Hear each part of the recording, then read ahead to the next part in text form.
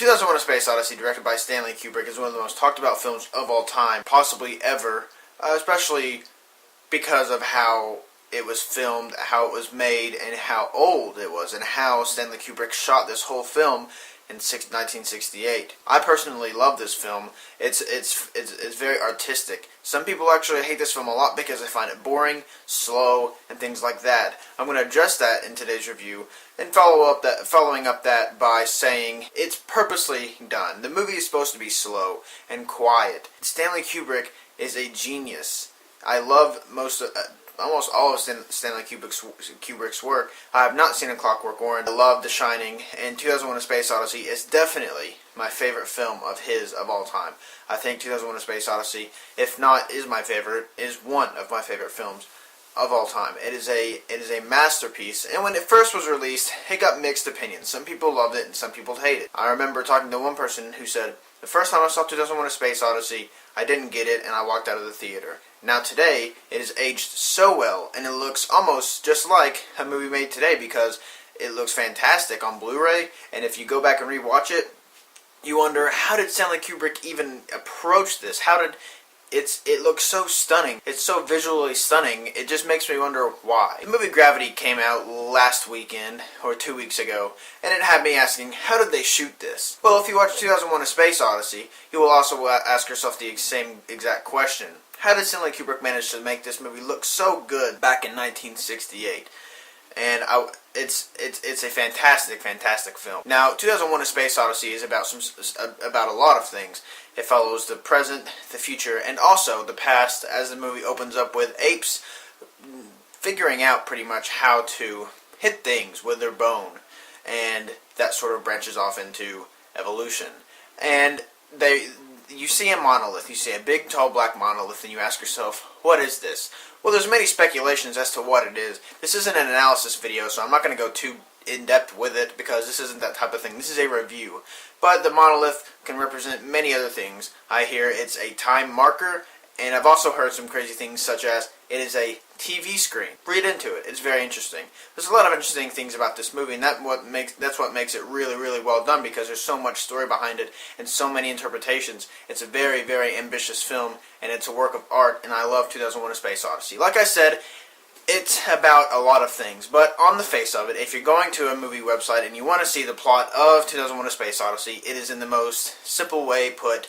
A man, well, more than one person, I'm sorry, a staff pretty much go into space they go on a mission with an automated robot called HAL 9000. Now, I'm leaving a crap ton of stuff out, but that's as simple as I'm going to get it. HAL 9000 is a dot, and I'm sure, even if you haven't seen the film, you know who HAL 9000 is. Open the pod bay doors, Hal. It is a well-known phrase. There is a lot of well-known and remarkable scenes in this film, and HAL 9000 takes sort of a turn towards the middle of the movie and puts them in a conflict. It is a very interesting plot, and it's really hard to describe, honestly. It's not too complicated, but at the same time it really, really is, especially when you watch it. By the end of the movie, you have yourself pondering, like, what did I just watch? What did I just experience? And that leads me to my next point. Instead of releasing, these different types of movies on 3D movies, the Wizard of Oz is fine, but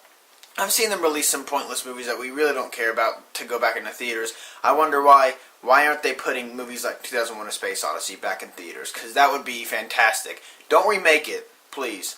The day you remake 2001: A Space Odyssey is the day I quit film criticism. Don't make another sequel.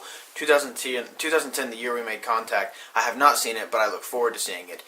It is the only sequel that came out. I'm sure there's some sort of spoof sequel maybe somewhere out there. I choose to ignore things like that, especially when it comes to a great masterpiece such as this. If you have not seen 2001: A Space Odyssey, you need to see it, because it is a landmark in cinema. It is one of the greatest films of all time for me. It is a great piece of sci-fi. And if I had to choose, what is your favorite sci-fi villain of all time? HAL 9000 comes to mind. Yep, even before Mr. Darth Vader himself. HAL 9000 is one of my favorite probably my favorite sci-fi villains of all time. And like I said, the movie's slow-paced, it's very artistic, it's beautifully shot, there's so many great things about the movie. The plot is interesting, and the very end will have you spinning, will have your head spinning, and immediately after you see it for the first time, you're going to go to message boards and get on there and be like, what did I just watch? The movie is very, very, what's the word for it? Mind twisting, I guess is something is like that. It's like Inception. I'm sure when the first time you saw Inception, you were like, your mind pretty much exploded. That's the way this movie is. At the end of the movie, as the credits are rolling, you're not sure what you watched, because that's the way I felt about it. I was frozen in my seat the first time I saw it, and I had to see it again. So I rewatched it, and I actually picked up the book written by Arthur C. Clarke, and it's absolutely brilliant. I love the movie as well. It goes in depth with more of the monkeys and the forming of the tribes and things like that. Overall, I really, really enjoyed 2001: A Space Odyssey. It's slow, purposely slow, artistic. Some people say pretentious, I say genius. I think it's one of the best films of all time, and I highly suggest it if you have not seen it. And if you like Stanley Kubrick and you like his other works, watch this movie because it is a landmark in cinema. I'm going to give 2001: A Space Odyssey 5 out of 5 stars, and it definitely is a classic.